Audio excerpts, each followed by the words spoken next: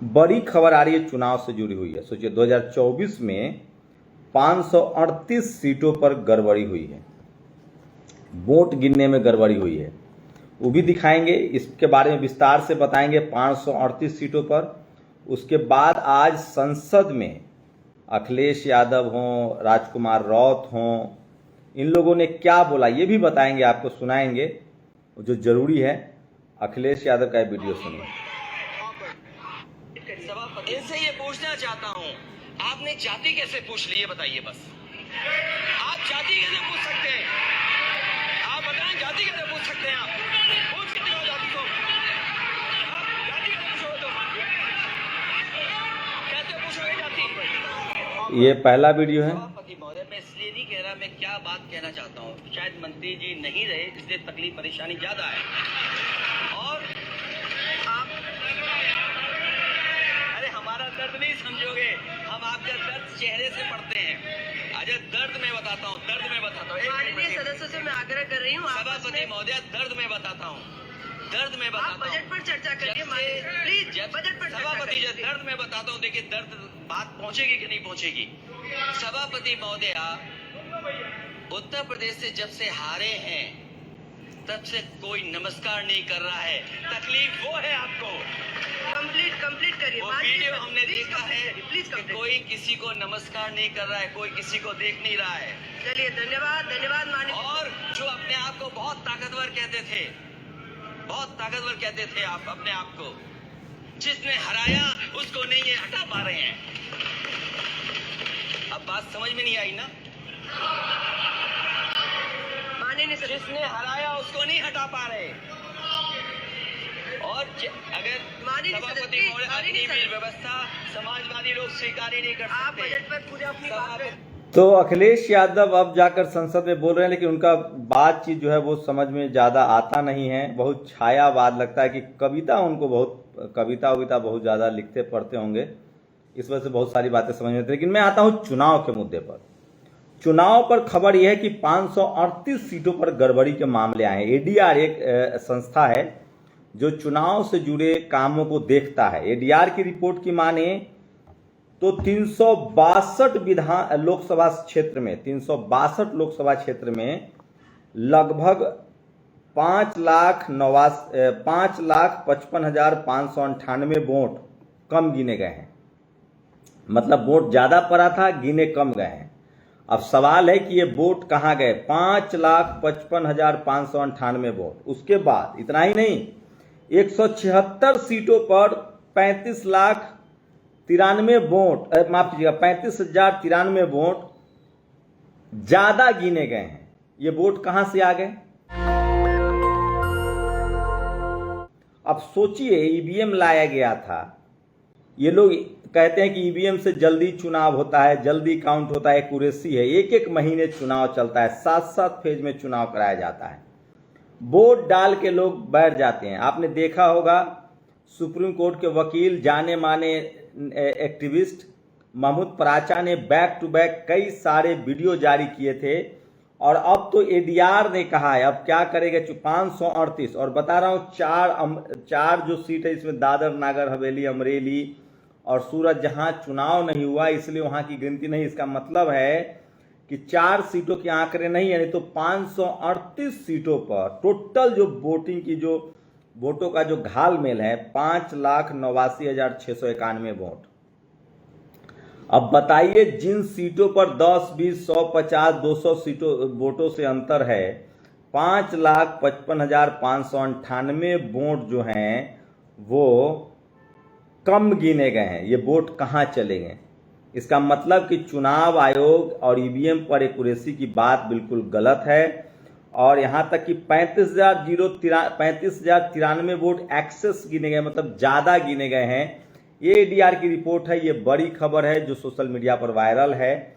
इस पर कोई बात नहीं कर रहा है। तो ये सबसे बड़ी खबर है एडीआर की। इस रिपोर्ट को लेकर देश में हंगामा मचा हुआ है, लेकिन संसद में सबको अपनी पड़ी है, इस पर कोई चर्चा नहीं है। सभापति महोदय, यहाँ पर सत्ता को लेके होड़ मची रहती है, सत्ता पाने को लेके बोला जाता है। मैं जो कहना चाह रहा हूं, हमें सत्ता नहीं चाहिए, हमें हमारा अस्तित्व बचाना है। हमारा स्वाभिमान बचाना है, हमारा जल जंगल जमीन बचाना है।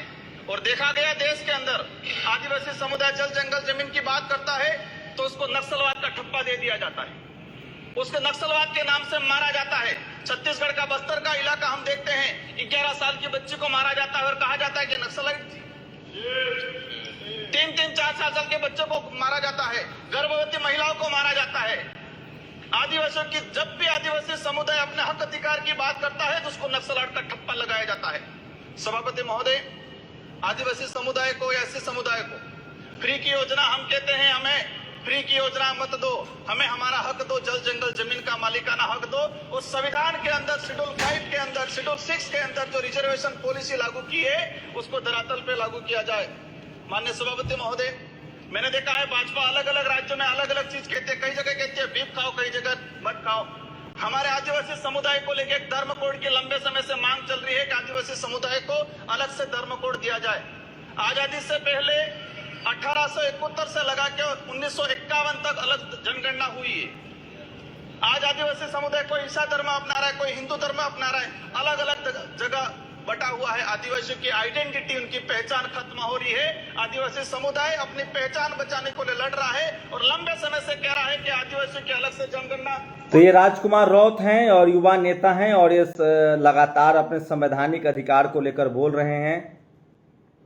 और एक और बात बता दूं, आरक्षण विरोधी विकास दिव्य कीर्ति जो आईएएस की कोचिंग, जिसकी कोचिंग का नाम दृष्टि है, सोचिए ये आदमी विकास दिव्य कीर्ति जो है उनका भी जो कोचिंग है 300 बच्चों के का जो सेंटर है ये चल रहा था, देखिए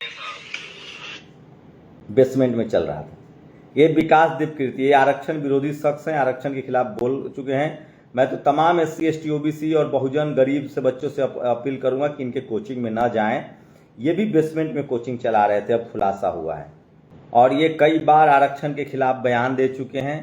तो ये सोशल मीडिया पर वायरल खबर। और सबसे ज्यादा चंद्रशेखर, सोचिए हरिद्वार से लाई गई 35 फुट ऊंची हाई कांवड़ टेंशन से टकराई 7 कांवड़िए झुलस गए। मेरठ की घटना है। तो अगर आप कांवड़ उबर ले जा रहे हैं तो ध्यान से जाए। और 538 सीटों पर गड़बड़ी हुई है, ये सबसे बड़ी खबर है। और जो सोशल मीडिया अंत में चंद्रशेखर आजाद का ये अभी 2 दिन पहले गोली से उड़ा दिया गया गाजियाबाद में और राजस्थान में गर्दन काट दी गई। ये घटनाएं देख कर डर लगता है, घर से निकलते हुए भी कि आने घर वापस लौटेंगे नहीं लौटेंगे। तो मेरा सरकार से आग्रह है, अगर आजादी के 75 साल बाद भी हमें हमारी हत्या हो रही है तो हमारी मां को भी दर्द हुआ होगा जब उसने हमें पैदा किया हो, हमारी बहनों को भी हमारे खोने का दर्द होता होगा। कैसी कानून व्यवस्था है आपकी, सब कुछ है आपके पास, फिर भी जो है महिला। तो चंद्रशेखर हैं ये और ये लगातार सामाजिक मुद्दों पर बोलते हैं।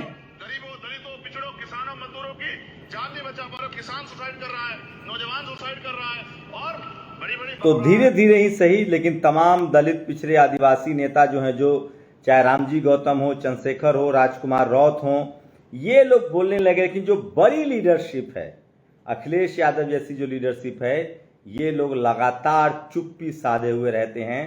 लेकिन अब तमाम, मैं फिर कह रहा हूं, आज जो SC ST OBC को लेकर जो चर्चा हो रही है वो तमाम लोगों का सेक्रीफाइस है जिन्होंने पिछले 10 साल में, मुझे भी एक फोन आ रहा है JNU के दिलीप यादव। सोचिए उन्होंने JNU में क्या क्या नहीं सहा पढ़ाई के दौरान। अभी नाम याद आया जब भी मैंने आज सुबह आपको कहा था, दिलीप यादव वो थे जो OBC फोरम चला रहे थे। लेकिन सोचिए किस तरह से प्रोफेसर अभिकांत हो, दिलीप यादव हो, लक्ष्मण यादव हो, डॉक्टर इति हो, ये सब। तो मैं बार बार कह रहा हूं कि सोशल जस्टिस की जो आज बात हो रही है उसमें सबसे ज्यादा योगदान बहुजन समाज के SC ST OBC किसान अल्पसंख्यक के उन लोगों का है जो तमाम विपरीत परिस्थितियों में पिछले 10 साल से सवाल पूछ रहे हैं और सोशल मीडिया की वजह से उनको मौका मिल रहा है। नहीं तो ये सच है कि कांग्रेस के 60 साल के राज में EVM आया, कोलेजियम सिस्टम आया, राहुल गांधी के पिता OBC आरक्षण के खिलाफ थे। तो 60 साल जो जो काम कांग्रेस ने किया है वही सारे काम बीजेपी कर रही है। अब कांग्रेस को लग रहा है कि अब वोट नहीं मिलेगा, लेकिन सबसे ज्यादा चिंता होती है कि बहुजन समाज के नेता कब समझेंगे इस बात को। शुक्रिया। नेशनल दस्तक की आपसे गुजारिश है कि अगर इसको बचाना चाहते हैं तो नेशनल दस्तक को सब्सक्राइब करने के लिए रेड कलर के सब्सक्राइब बटन को दबाएं, फिर बेल आइकन की घंटी दबाएं। नेशनल दस्तक को बचाने के लिए बहुत जरूरी है कि हर खबर को शेयर करें, लाइक करें, कमेंट जरूर करें।